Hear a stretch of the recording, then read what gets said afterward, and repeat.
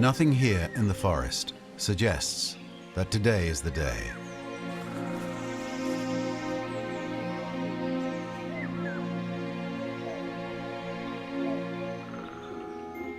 There is no sign of the trouble brewing. And the wolf with golden eyes, does he know what's to come?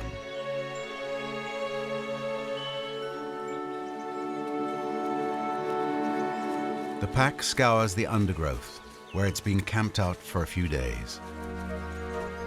They look for treats to tide them over until the next hunt, some dormice or voles. The wolf with golden eyes is 2 years old. He was born into this pack and grew up with it. But this morning, he decides that it's time to make a big move. He approaches the remains of yesterday's meal, casually, and ignores the leader of the pack, the alpha male with the black mask. He helps himself first, breaking protocol. Only the alpha male decides when the pack may eat. His subordinates intervene, but it's up to him to settle the score. Now it's Black Mask versus Golden Eyes.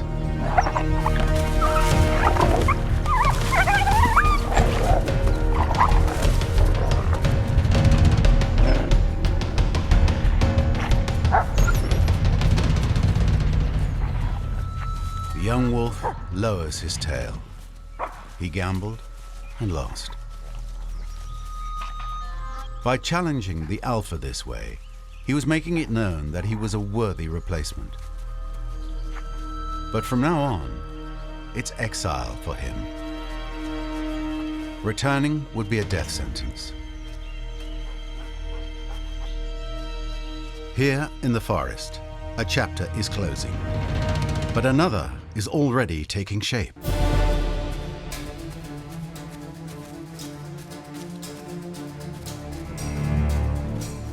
It's the story of the wolf with golden eyes, Slava. A lone wolf seeking a new pack. He will cross all of Europe, from Romania all the way to Spain.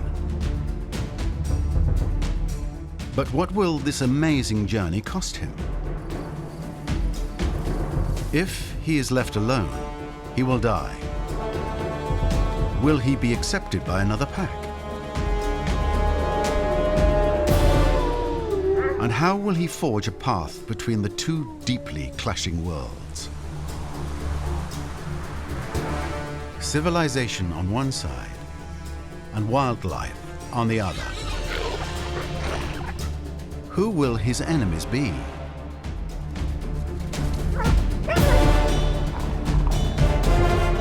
And who will listen to his call? The call to peace between nature and mankind.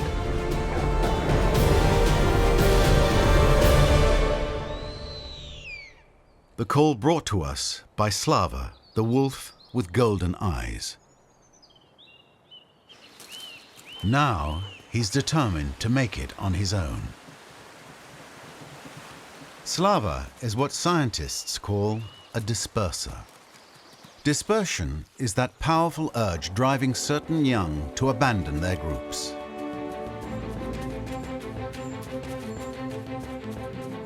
When it's time for Slava to leave, he does so instinctively, without knowing why. Science explains it simply. Dispersion prevents inbreeding within wolf packs. It permits motivated youngsters to gain an inconceivable privilege, one that only alpha wolves possess: the right to reproduce.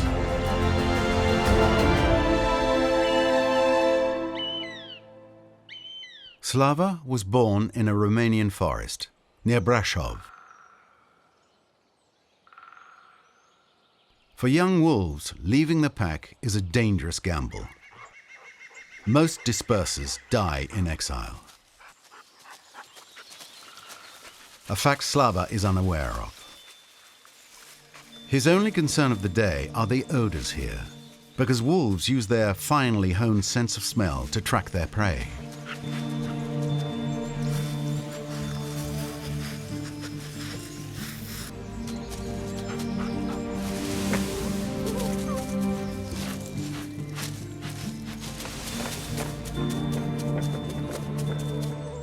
Despite his hunger pangs, he's put off by the badger's stench.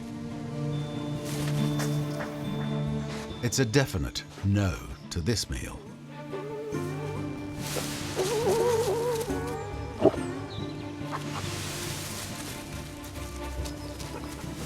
With 40 times more olfactory neurons than we have, his sense of smell is so acute that he can read the forest like an open book. Slava catches a whiff of a vole that was here within the hour.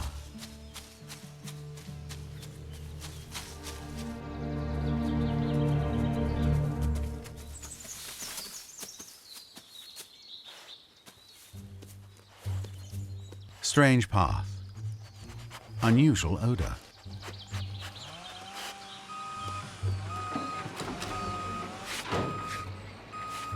Even the sounds are different.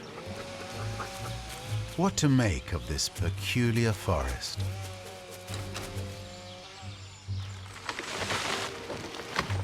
Far too much racket.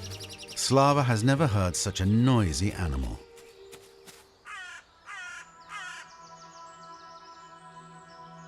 "5 days on the trail and 200 kilometers lie between him and his former pack. He's now entering unknown territory, but his needs are the same: hunt and eat. Slava has eaten nothing since his departure.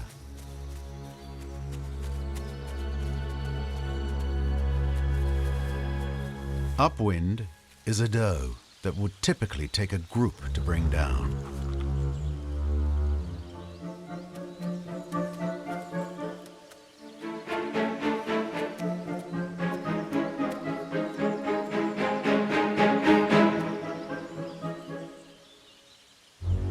Slava is alone, but he's famished. So, he'll take his chances.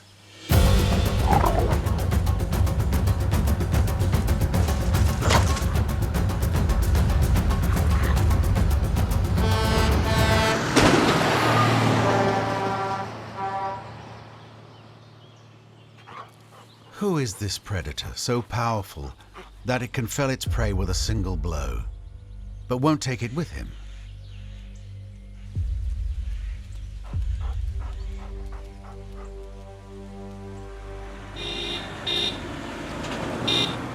He hasn't a clue, but Slava flees this blaring beast with fear in his belly.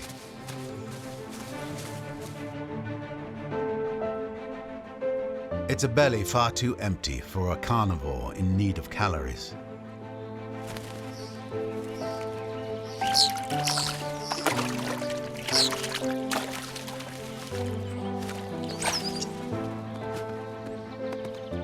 Today, Slava still hasn't secured the 2 kilos of meat he needs daily to survive.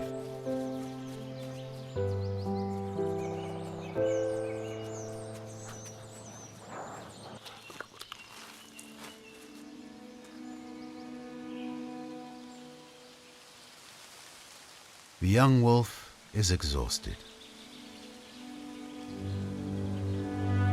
He sleeps to conserve energy. Tomorrow, without fail, he'll need to find food, or else.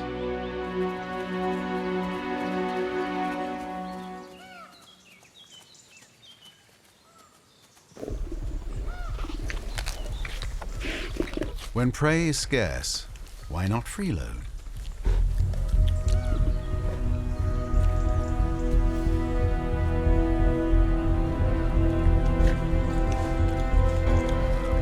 To avoid conflict, a brown bear will sometimes allow a wolf pack to share in its spoils.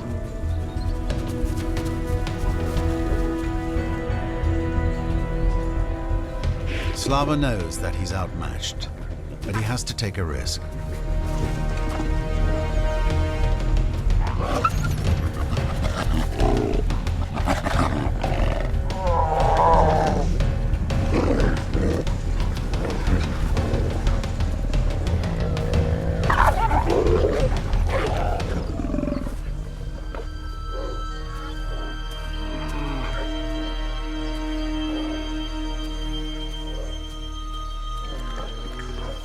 Slava soon realizes that, without his pack, he has zero clout.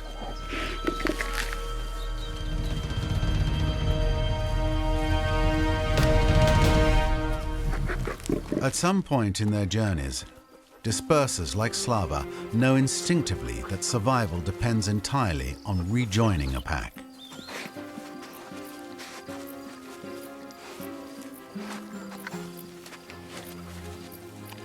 Slava continues to look for scent markers, urine or scat, signs that indicate the presence of other wolves. Without them, he'll never get enough to eat.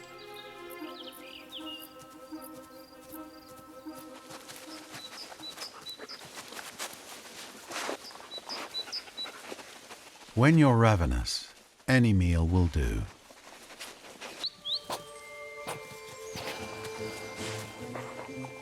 But prickly creatures are, by nature, tough to approach.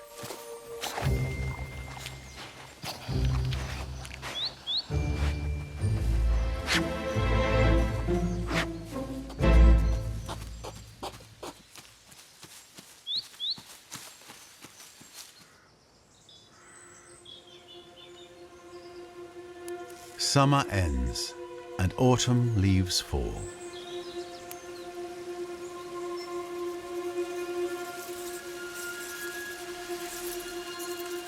And Slava is still here.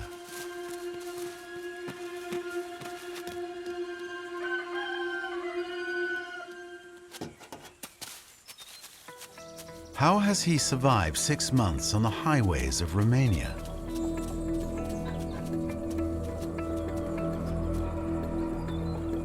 He's discovered a bit about this strange new world.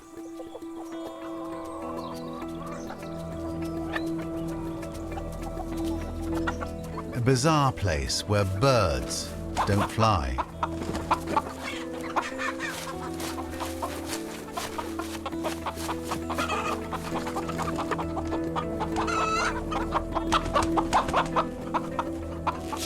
No longer on home turf, he's learned how to raid others to feed himself. So far, he's been lucky enough to avoid those he's stealing from.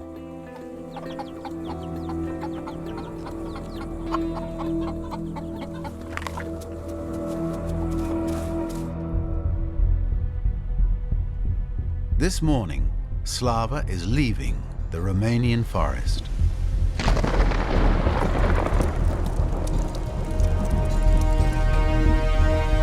Today he heads down to the plains. It's his first encounter with creatures that exhibit some strange behavior.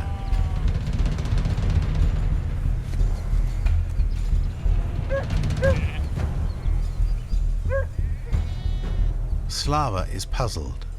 The wild prey that evolved with wolves bolt when they see predators.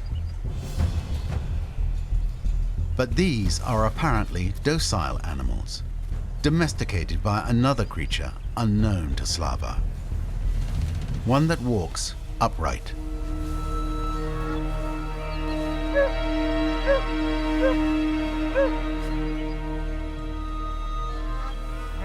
Reflected in their eyes are thousands of years of conflict and innate mutual fear.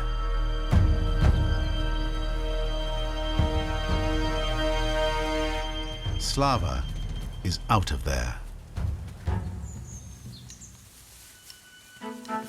In today's Romania, a wolf's presence may be unwelcome, but it's no big deal. Little by little, Slava learns about life here on the plains.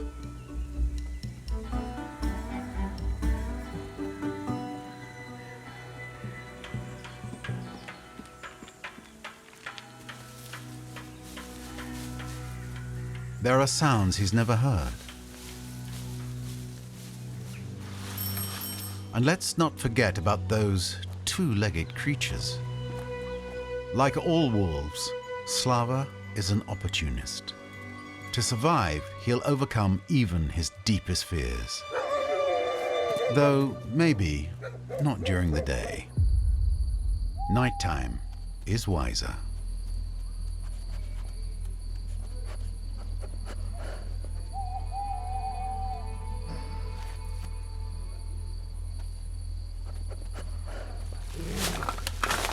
Hungry wolves won't hesitate to become scavengers. Their flexible behavior has enabled them to survive even the toughest times of their evolutionary history.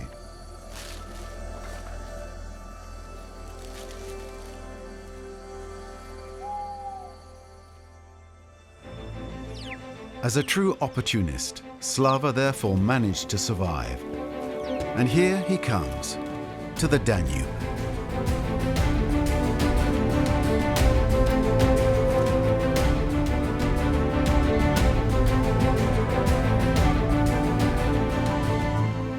During his exile, the young wolf has traveled more than 500 kilometers and has now arrived at the Serbian border.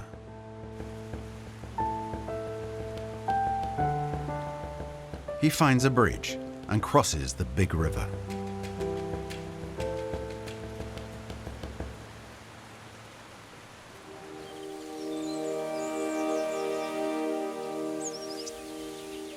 And he finds himself in a place where he can breathe.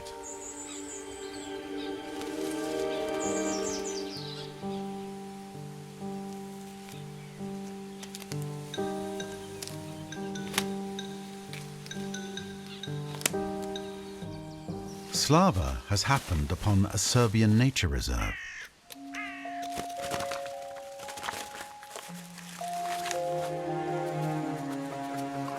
And here, there are scents he knows by heart.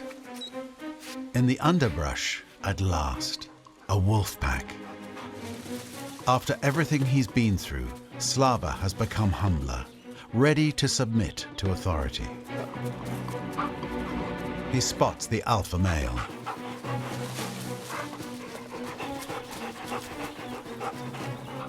Slava's posture says, he's not trying to take his place. He just wants to be a part of the clan.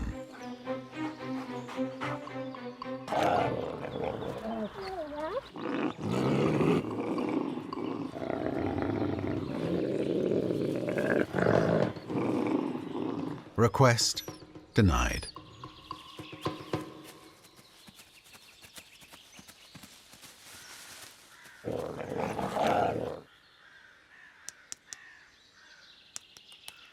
There's enough food here to feed the pack, but not to share with even one more wolf.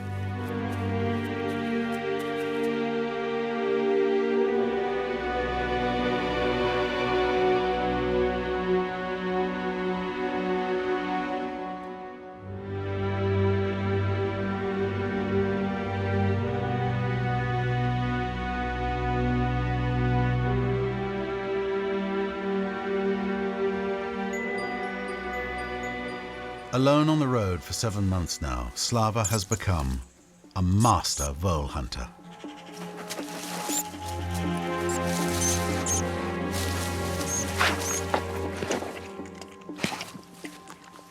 Modest prey for a wolf, but vital for his survival.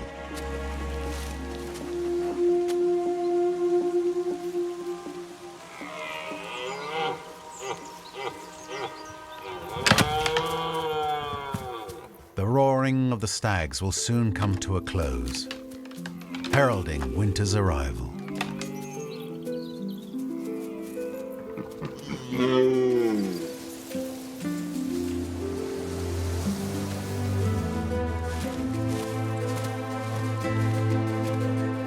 Slava sets out to storm the mountains of Serbia, still very much alive, at least for now.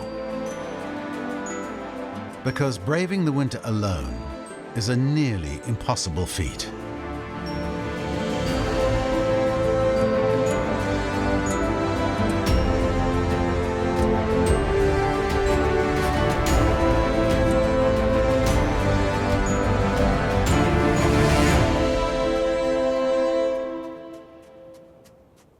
The vibrations in the ground are hard to ignore. It's someone's unlucky day.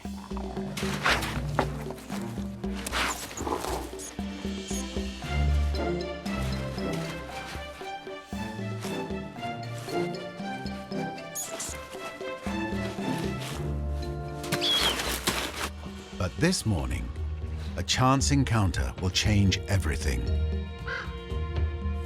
A crow hidden nearby, cawing loudly. Slava finally decides to see what all the cawing is about. It's a bunch of crows, feasting on a meal a whole lot heartier than rodents. A wild boar. Enough food to help Slava create energy reserves for the winter.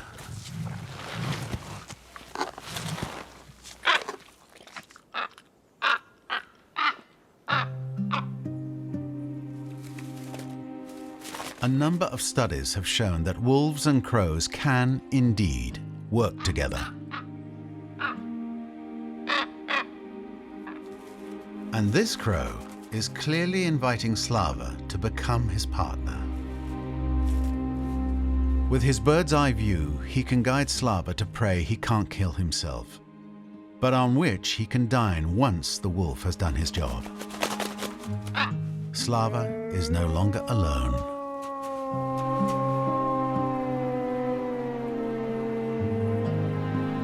He howls with delight that two can be a pack, even if it's fanged and feathered.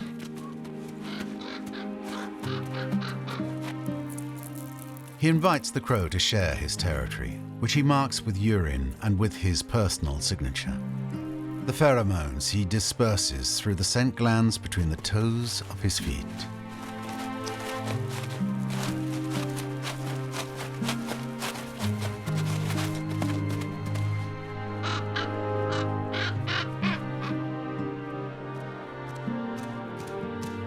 But the beginning of any relationship is a balancing act.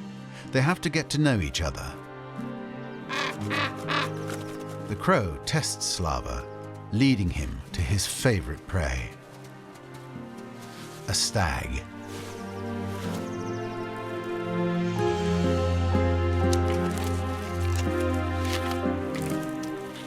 But Slava's not the brash youngster he once was. The deer's enormous antlers could kill him.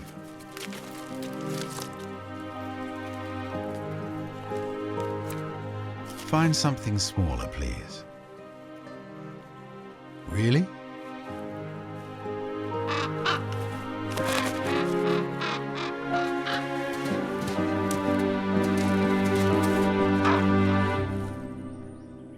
From his new perch, the crow points Slava toward more accessible prey.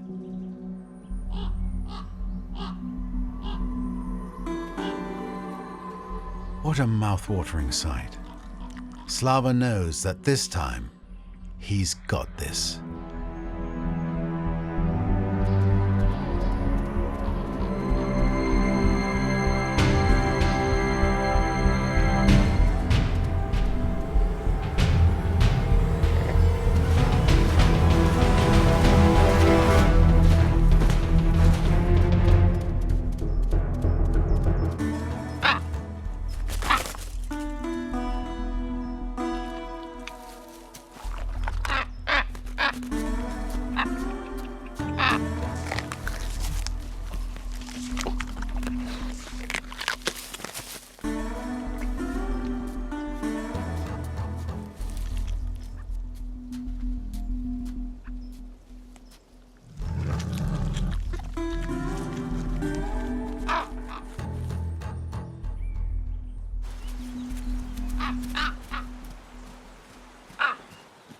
For a while, the lone wolf seems to enjoy life, now that he's in good company.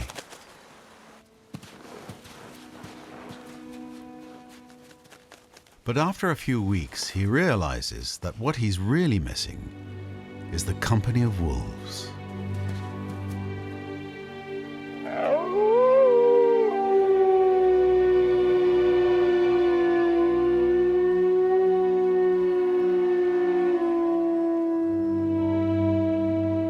He howls, hoping other displaced wolves will answer his call.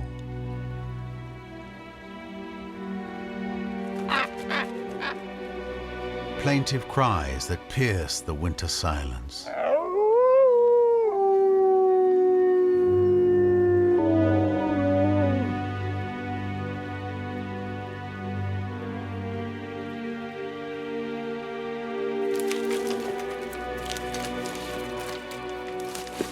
But the absence of wolves in the area is a relief to other forest dwellers.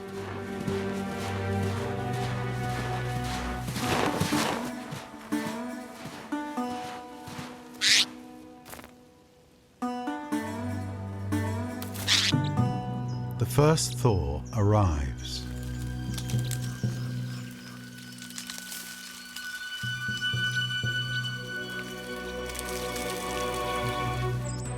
Through the end of winter, he's on the move.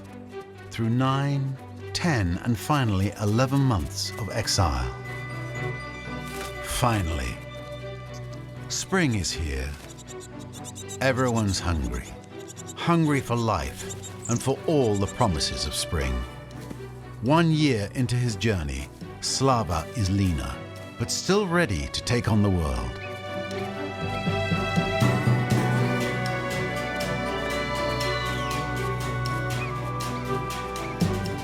And how he crosses the border between Serbia and Bosnia. Making his way through nature reserves, up mountains and across forests, he arrives in Croatia. He's already logged more than 1,000 kilometers. From Croatia, it's another 200 kilometers to Slovenia. Next, it's on to Austria.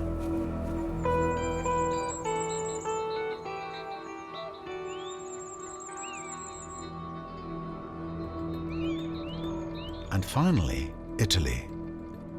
400 more. At the end of spring, Slava arrives on the banks of Europe's last wild river, the Tagliamento. And there, at last, another wolf.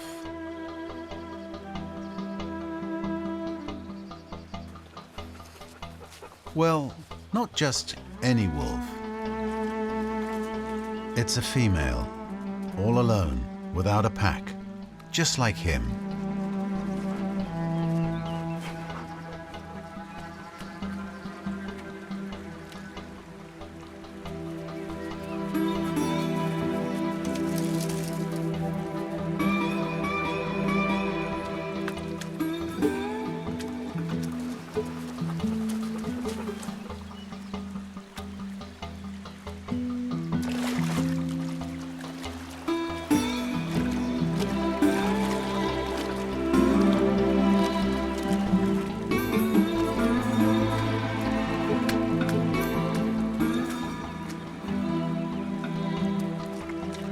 He's careful not to look her in the eye. Wolves consider direct eye contact a sign of aggression.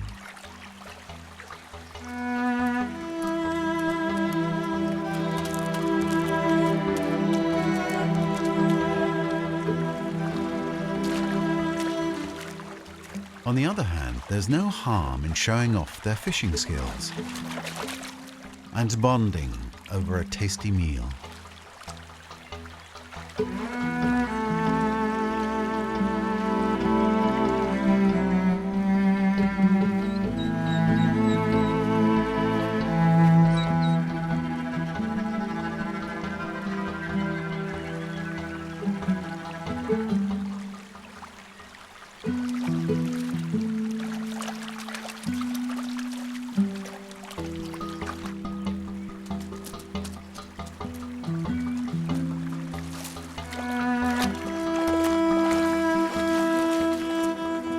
This is how the king of the vole hunters will court the queen of the trout fishers.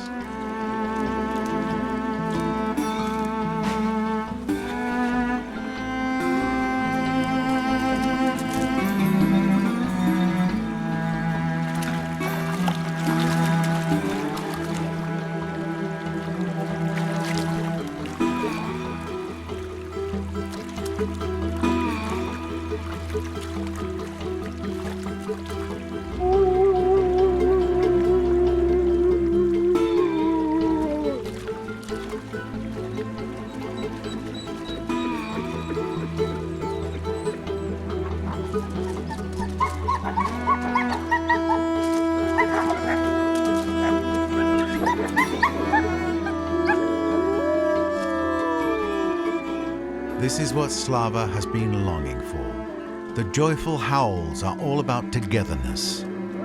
Not only has he found his wolf pack, but also his mate.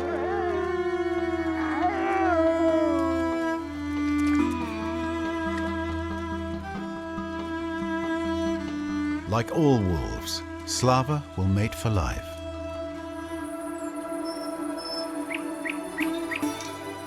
But the riverbanks are no place for a wolf. He must move on, again. Because wolves thrive best in the forest.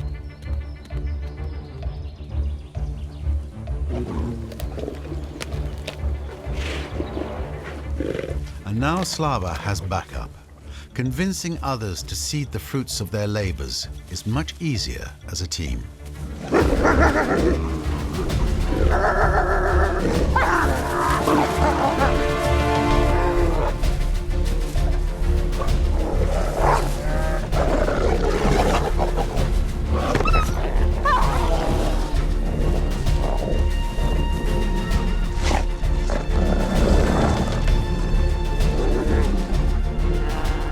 The bear tries to salvage what he can, but finally gives up.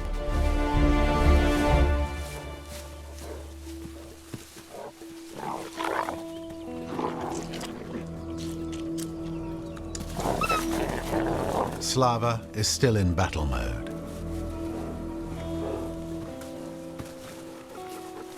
The adrenaline rush will soon subside. But at a primal level, something inside him has awakened, and he's changing.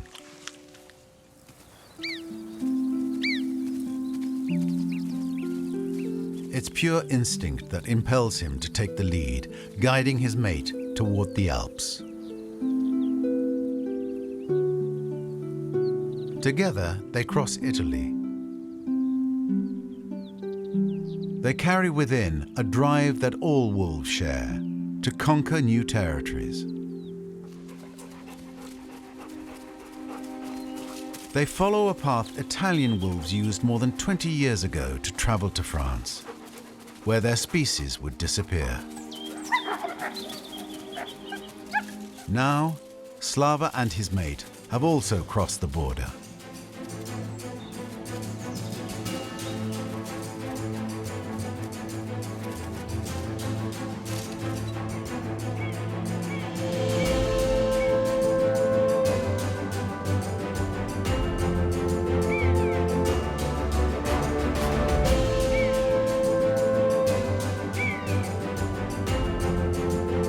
Something has changed in Slava. He's now the one protecting his pack, deciding where to go, when to move on, who to hunt. Slava has become an alpha male.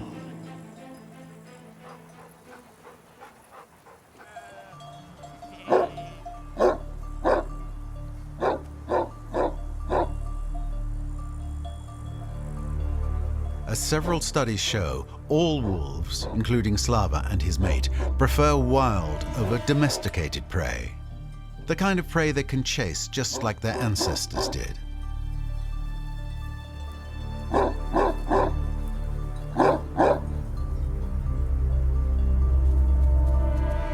Hopefully, enough wild prey still survive. So wolves won't have to fall back on domestic prey. It goes without saying that a shepherd who loves his animals will do anything to protect them.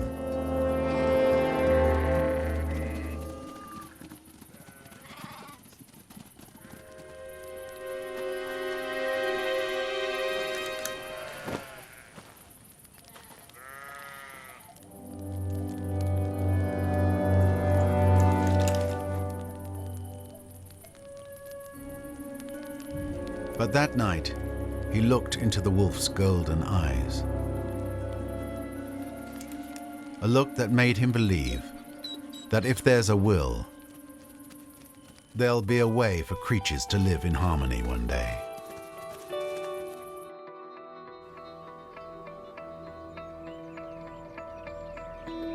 The the resurgence of wolves can be catastrophic for small farmers.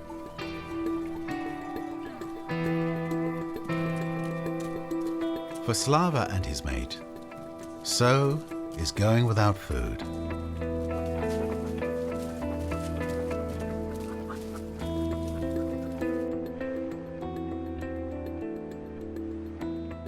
The wolves continue to travel the Alps, searching for a home full of wild prey. This nature reserve seems perfect. But apparently, it's already occupied by a wolf pack with a litter. There's ample prey here. Without it, the alpha male and his mate would never have produced cubs. But are they willing to share with two more wolves?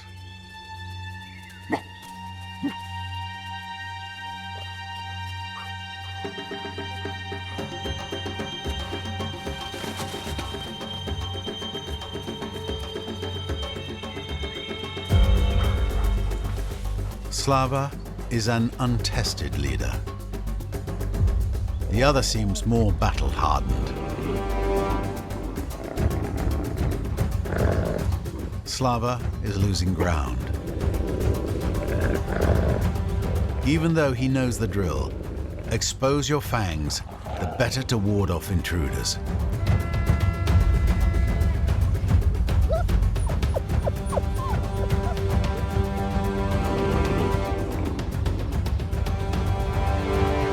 But other trespassers are coming.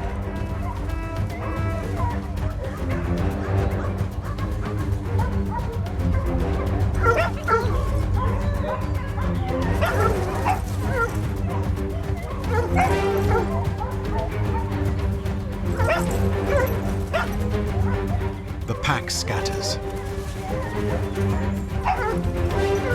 The alpha male heads straight for the hunters. Slava and his mate take off in the opposite direction. It's not their job to protect this litter.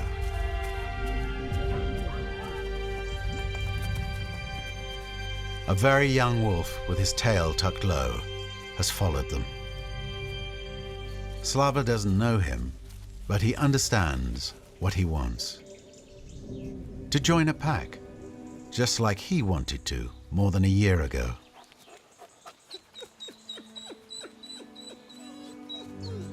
But will this wolf be a threat?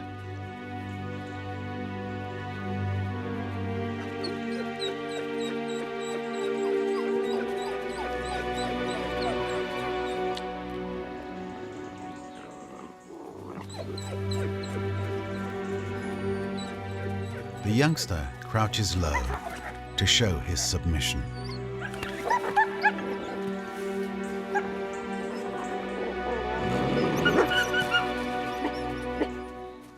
All he wants is to be part of Slava's pack.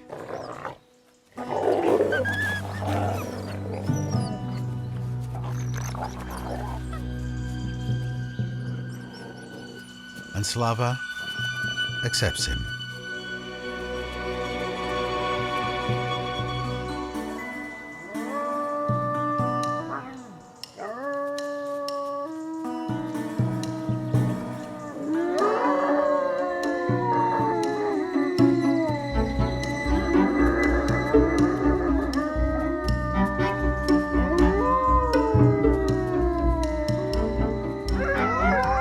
Wolves howl together to declare their solidarity and to identify every voice.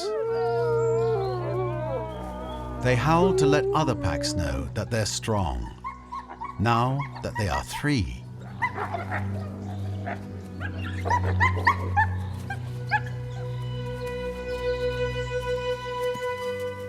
And as three, they can make the forest come alive with the sounds of their joyful stampede.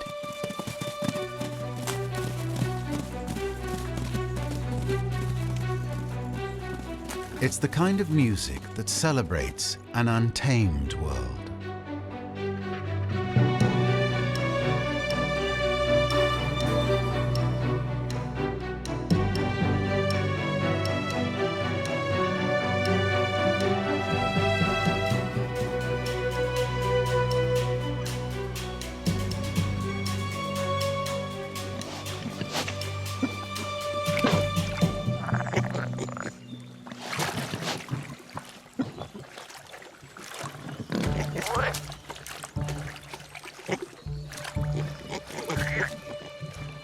course, some wouldn't mind if wolves disappeared for good.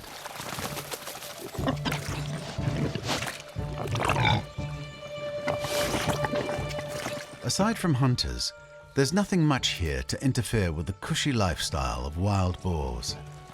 Their daily ablutions, spa baths, and massage therapy. This one takes a while to grasp that there's trouble in paradise.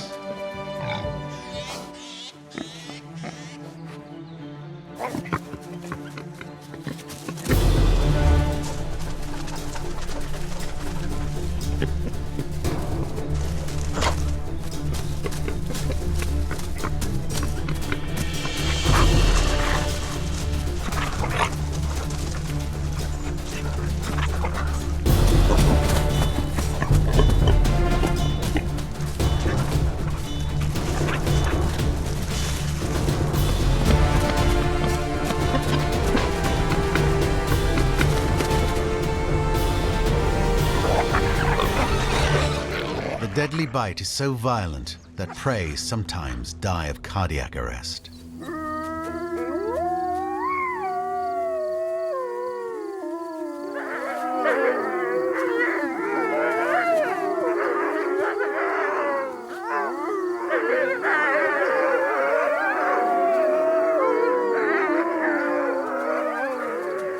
The wolves howl to make sure no other pack has already claimed this territory. No one howls back.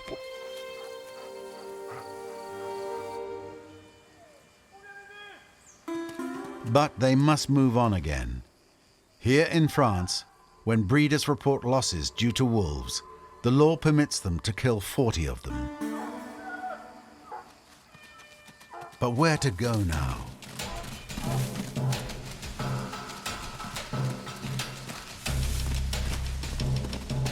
And how to get there?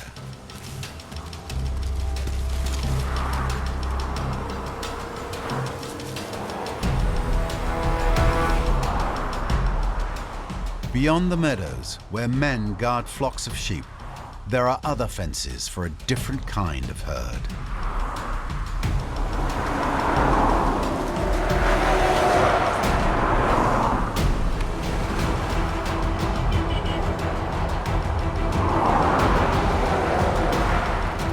Slava leads his pack. His newest recruit is terrified.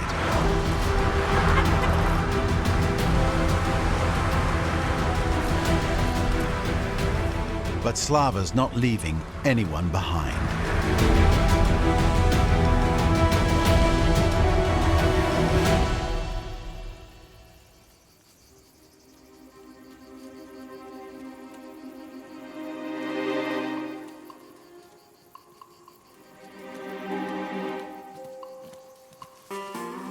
The band of three manages to reach Mercantour National Park.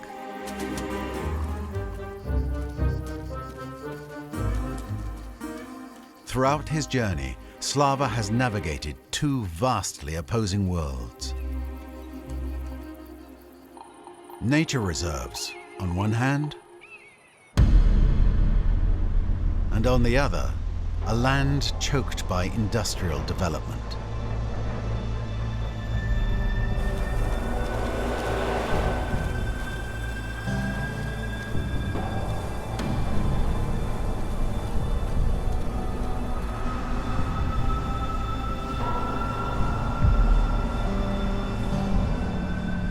A year after leaving Romania, Slava reaches Fos-sur-Mer.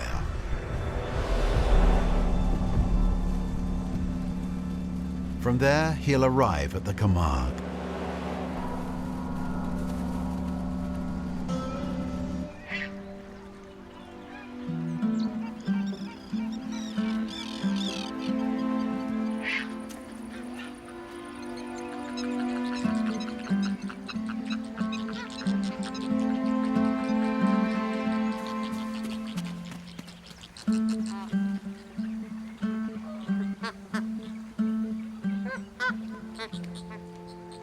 Little by little, like other wolves, Slava is reclaiming land from which he was once banished by man.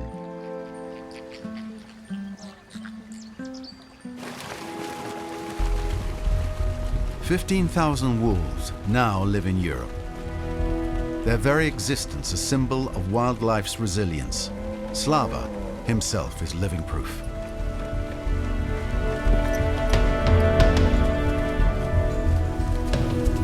The three wolves could easily bring down a bull.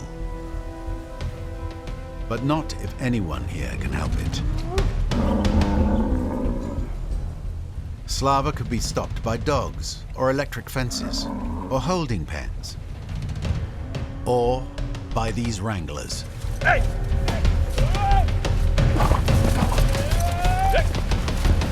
Hey! Slava's journey shows that it's possible to protect ourselves from wolves without killing them.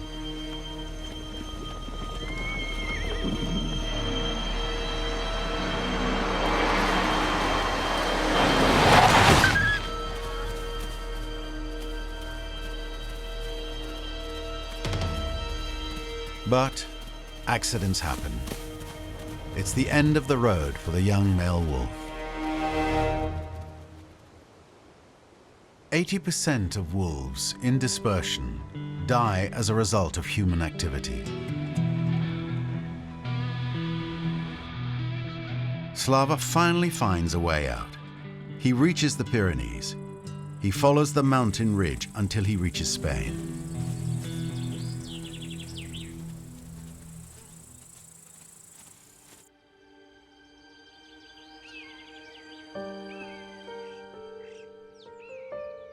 It's here in the Cantabrian Mountains that Slava would finally make his home.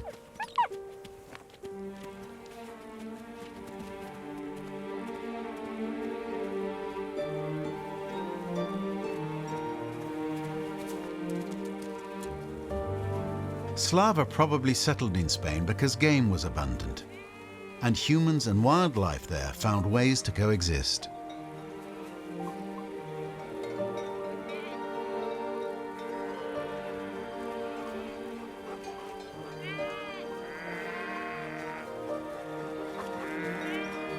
Some sheep farmers now opt for smaller flocks, easier to keep an eye on.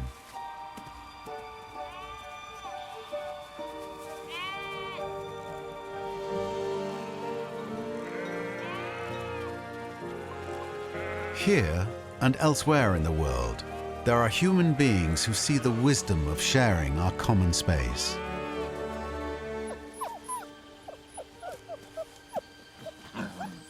In the forest, life is flourishing.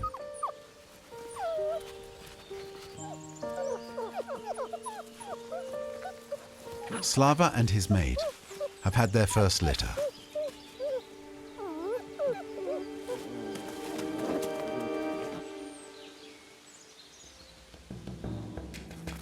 When they're grown, some of their young will stay with the pack and help them raise the next litter.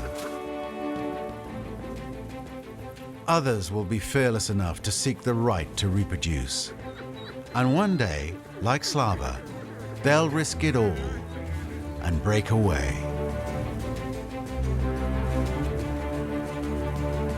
Who knows?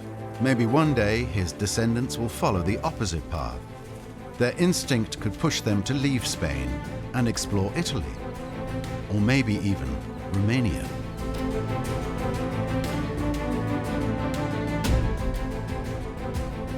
In any case, for humans and wildlife to live in harmony, a world of new ambassadors is here, all thanks to the wolf with golden eyes.